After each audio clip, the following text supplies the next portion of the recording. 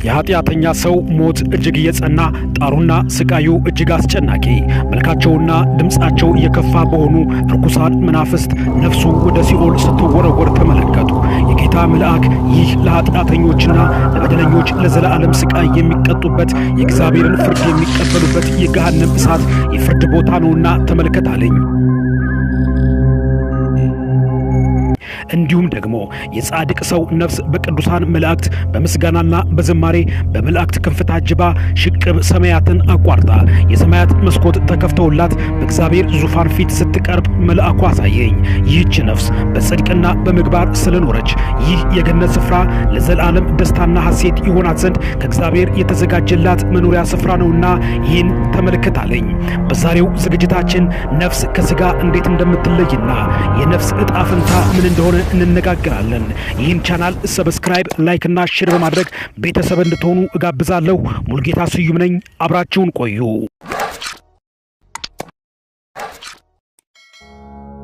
ነፍስና ስጋ እንዴት እንደሚለያዩ መልአከ ሞት የኃጢአተኞችንና የጻድቃን ነፍስ እንዴት እንደሚወስድ የነፍስ የመጨረሻ የሲኦልና የገነት የመኖሪያ ፍርድ ቦታዋን የእግዚአብሔር መልአክ ሊያስቃኘኝ በመንፈስ ወሰደኝ። የጻድቅ ሰው ነፍስ ከስጋዋ እንዴት እንደምትለይ የእግዚአብሔር መልአክ ወደ አንድ የሆስፒታል ክፍል በመንፈስ ወሰደኝ።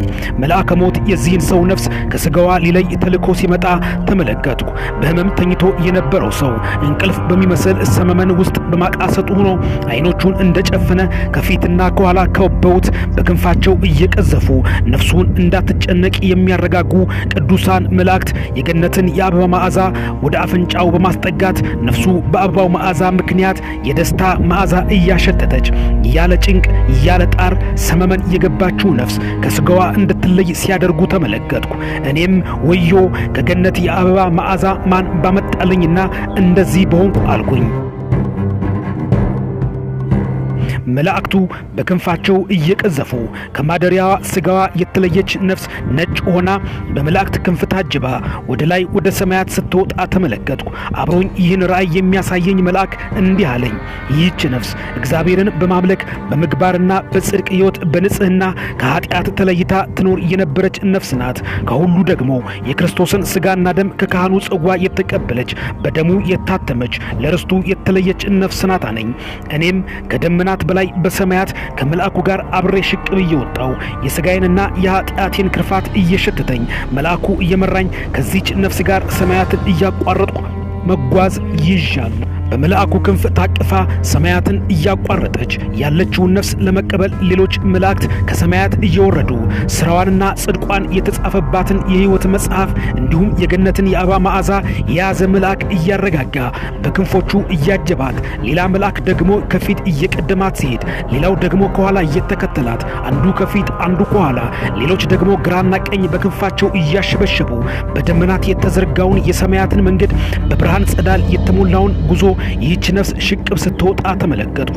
አብሮኝ ይህን ምስጢር እያስጎበኘኝ ያለው መልአክ እንደ ብዙ ውሃዎች ድምፅ የሚጮኸውን ክንፉን እያማታ በደመናት ውስጥ እያለፈች ያለችን ነፍስ በብዙ ክብርና ምስጋና ታጅባ ሽቅብ ወደ ላይ ከወጣች በኋላ ለክብሯና ለጽድቋ መላእክት በአበባ እየተቀበሏት ከኢየሱስ ክርስቶስ መንበር ፊት ሲያቀርቧት ተመለከትኩ። በዙፋኑ ፊት በግንባሯ ተደፍታ ለኢየሱስ ክርስቶስ በፍርሃት ስትሰግድ ተመለከትኩ። በግራና በቀኝ የእግዚአብሔር መልአክና ሰይጣን ከአጠገቧ ቆመው ስመለከት እጅግ አለቀስኩ። በአጠገቤ የነበረው መልአክ ይታያል ከታላቁ የመከራ ዓለም በክርስቶስ ደም ያመለጠችውን ነፍስን ለመክሰስና ለመወንጀል ሰይጣን ዲያብሎስ እንደቆመ ሁሉ የእግዚአብሔር መልአክ ደግሞ ከዲያብሎስ ክስና ወንጀል ለማዳን በክርስቶስ ኢየሱስ ፊት ለማስጣል ለመልጃ እንዴት እንደሚቆም ተመልከታለኝ። ኢየሱስ ክርስቶስም ይህችን ነፍስ ነጭ ልብስ ሲያጎናጽፋት ጊዜ ሰይጣን ሀፍረትና ውርደት እንደተከናነበ ሲቀመጥ ተመልከታለኝ። እኔም እጅግ በፍርሃት አለቅስና አነባ ነበር። በሰማይ ደግሞ እጅግ ታላቅ ደስታና የምስጋና ድምፅ እሰማ ነበር። የእግዚአብሔርን መንግሥት እንድትወርስ የተፈረደላት ይህች ነፍስ በመላእክት ታጅባ በሰማይ ያለውን ሥርዓትና ሚስጥር ትጎበኝ ዘንድ መላእክት ሲወስዷት አየው። ከገነት መንግሥተ ሰማይ ጀምሮ እስከ ሰባቱ ሰማያት ድረስ ያለውን አይን አይቶ የማይጠግበው ከነፍስ በቀር ስጋ የማይረዳው ቋንቋ የማይገልጠው የቅዱሳን መኖሪያና ማረፊያ የሆነውን ስፍራ ትጎበኝ ዘንድ ይህች ነፍስ ከመልአኩ ጋር ስትወጣ እመለከት ነበር። ሌላ አስደናቂ ተአምር ተመለከትኩ። ሰማይ እንደ በር ሲከፈት በውስጡም ያሉት የመላእክትና የሌሎች ዓለማትን ምስጢር ይህች ነፍስ ትጎበኝ ዘንድ ወደ ውስጥ እንድትገባ ተፈቀደላት። ከሰማይ በላይ ያሉትን ሌሎች ሰማያትን የመላእክት መኖሪያ ሀገራቸው የሆኑትን ኢዮር፣ ራማ፣ ኤረር የሚባሉትን እንዲሁም ደግሞ ከምድር ውጭ ያሉትን ሌሎች ከሰው አእምሮ ውጭ ያሉትን ዓለማትን አብሬ ከዚች ነፍስ ጋር መልአኩ እያስጎበኘኝ በጽድቅ የተሞላች የነፍስ ዕጣፈንታና እድል ተርታን ተመልክተህ ተማራለኝ መልአኩ። እኔም በእውነት ይህን ሁሉ የእግዚአብሔርን ምስጢርና ሥርዓት እመለከት ዘንድ እኔ ማን ነኝ? በእውነት ንስሐ ገብቼ ከኃጢአትና ከአመፃ ርቄ በሥጋና ደሙ ታትሜ እንድኖር እግዚአብሔር እድል እንዲሰጠኝ መልአኩን እየተማጸንኩ አብሬ መጎብኘቴን ቀጠልኩ።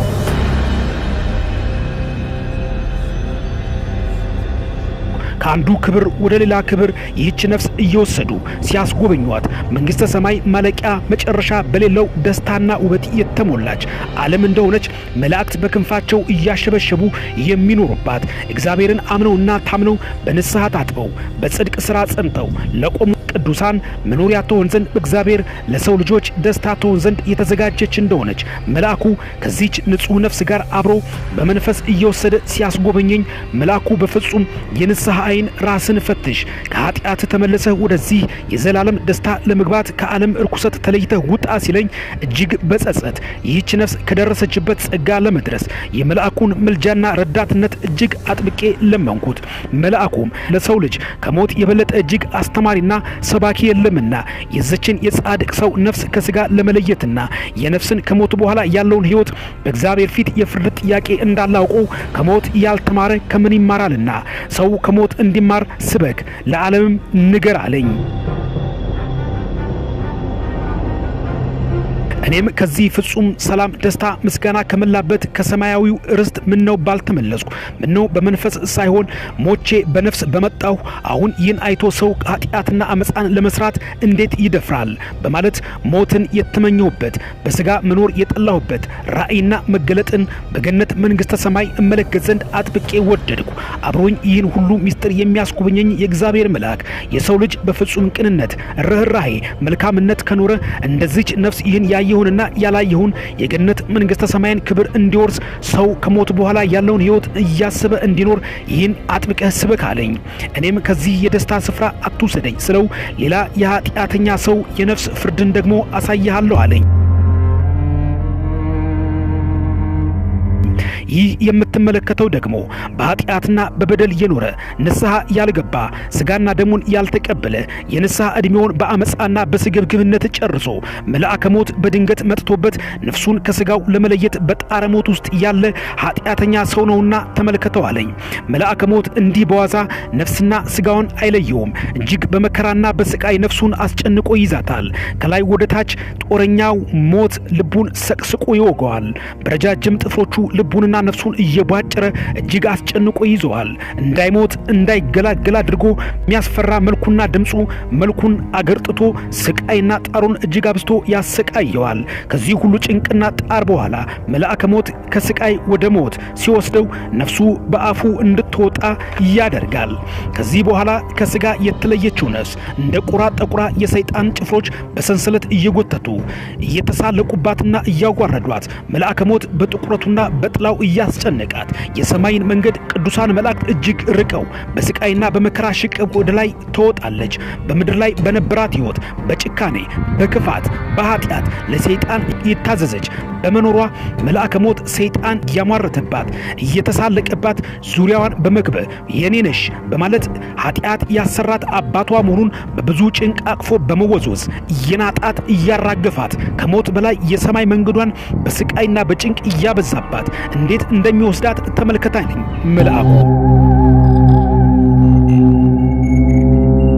የስቃይ ትንፋሽ እየተነፈሰች እንዳቀፋት ቁልቁል ይፈጠፍጣታል። ከስቃይ ትንፋሽ ትንሽ ፋታ ስታገኝ እንደገና ያነሳትና መልሶ ይጥላታል። ሌላ አስፈሪ ሰይጣን ከወደቀችበት በጥፍሮቹ አንስቶ እያሰቃዩት ከማይቀረው የክርስቶስ ፍርድ ወንበር ፊት ከነጥቁረቷ ትቆማለች። በፍርሃት በድንጋጤ በክርስቶስ ፊት ተደፍታ ትሰግዳለች። ያኔ ነበር እንጂ በጾም በጸሎት ተግቶ ለክርስቶስ መስገድ ይላታል ያሳታት ሰይጣን ዲያብሎስ ባጠገቧ ቆሞ እየተሳለቀባት ይህች መልኳና ስራዋ እንደ ጨለማ ጠቁሮ የቆመች ነፍስ ወደ ዘላለም የስቃይ ስፍራ ወደ ገሃነም እንድትገባ እንደተፈረደባት ተመልክተህ ስበክ አለኝ ባጠገቤ የነበረው መልአክ። እኔም ከማየው እጅግ አስፈሪና አስጨናቂ ነገር የተነሳ ምን ነው ይህንን ከማይ ቢቀርብኝ ብዬ እጅግ አለቀስኩ። ይህች የተፈረደባት ነፍስ ወጥመድ እንደገባች አይጥ በጭንቅ ውስጥ ሆና ከጥልቁ የእሳት ጉድጓድ ሲወረውሯት ከእሳቱ ገደል እንዴት እንደሚናጠቋት ተመልከታለኝ። ማለቂያ መድረሻ ከሌለው የእሳት ገደል ቁልቁል ሲለቋት ለዘላለም መግለጫ በሌለው መከራና ስቃይ ከታች ያለው ሰይጣን ከአየር ላይ ቀልሞ ሽቅብ ሲመልሳት መልሶ ደግሞ ወደ መኖሪያዋ የዘላለም የቅጣት ስፍራ ቁልቁል ሲወስዳት የአጋንንት መጫወቻ ሆና እንደምትኖር ተመልከታለኝ ከአጠገቤ የነበረው መልአክ። የተዘረጋውን ቀጭን መንገድ ተራምዳ እንድትሻገር ያደርጋታል።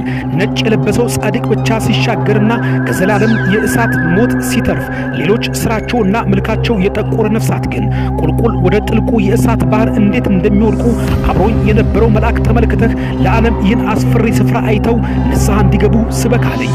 እኔም ከማየው እጅግ አስፈሪና አስጨናቂ የኃጢአተኞች የክፉ ስራቸው ዋጋ መቀበያ የጥልቁን የእሳት ባህር አይቼ መቆም አልቻልኩምና ዋ ለራሴ እያልኩ ደረቴን እየደቃሁ አለቅስ ነበር። መልአኩም የኃጢአተኛ ነፍስ የፍርድ ቦታ ይህ ብቻ አይደለም፣ ለክብር የተፈጠረችው ይህች ነፍስ ሰይጣን በእሳት ቀንዶቹ ወደ ላይ እንደ ኳስ እያጓነ በመወርወር ተመልሳ ስትወርድ መልሶ በቀንዶቹ እየወጋ ወደ ላይ ይወረውራታል። ሌላኛው ሰይጣን ደግሞ አውጥቶ ከዳር ይጥላታል። አረፍኩ ስትል በጥፍሮቹ ዘግኖ መልሶ ቁልቁል ይወስዳታል። ሌሎቹ ተከትሎ ሊጫወቱባት ይከተሏታል። እንደገና ደግሞ ከሌላ ስፍራ ወስደው ሁሉ የእሳቱ አበጋዞች እያዩት ከላይ ወደ ታች እንደ ኳስ እየወረወሩ እያነጠሩ ይጫወቱባታል። በቃኝ ልረፍ የሚባል ነገር ከሌለበት የመከራው ዓለም ውስጥ የገባችው ይህች ነፍስ አንዴ ከእሳቱ አንዴ ከመከራው አንዴ ከእሳቱ ገደል ገብታ የእሳት ባህር እየዋኘች ለዘላለም እስከ ዘላለም የምትቀበለውን የፍርድ ስቃይ አይታልና በምድር ላይ ያሉት በአመፀኝነትና በኃጢአተኝነት የበረቱትን በደለኞችን ከጥፋታቸውና ከዚህ የስቃይ ስፍራ እንዲመለሱ ስበክ፣ ይህንንም ተናገር አለኝ።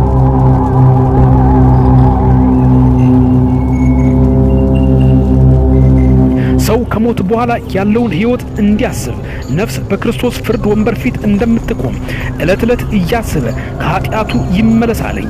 ሞት መምጫው አይታወቅምና ከሞት በላይ ለንስሐ ስለመዘጋጀት ለሰው ልጆች አስተማሪ የለውምና የሰው ልጅ ሞት እንዳለበት ዕለት ዕለት እንዲያስታውስ ስበካለኝ።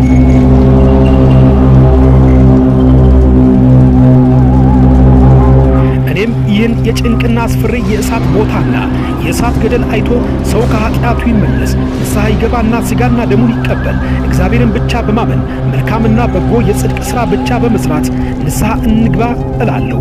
ይቆየን። ይህን አስተማሪና የንስሐ ትረካ ከወደዳችሁ ሰብስክራይብ፣ ላይክ እና ሼር በማድረግ ይህን መልእክት ለሁሉ ታዳርሱ ዘንድ እጠይቃለሁ። ሙሉጌታ ስዩም ነኝ። መልካም ቆይታ።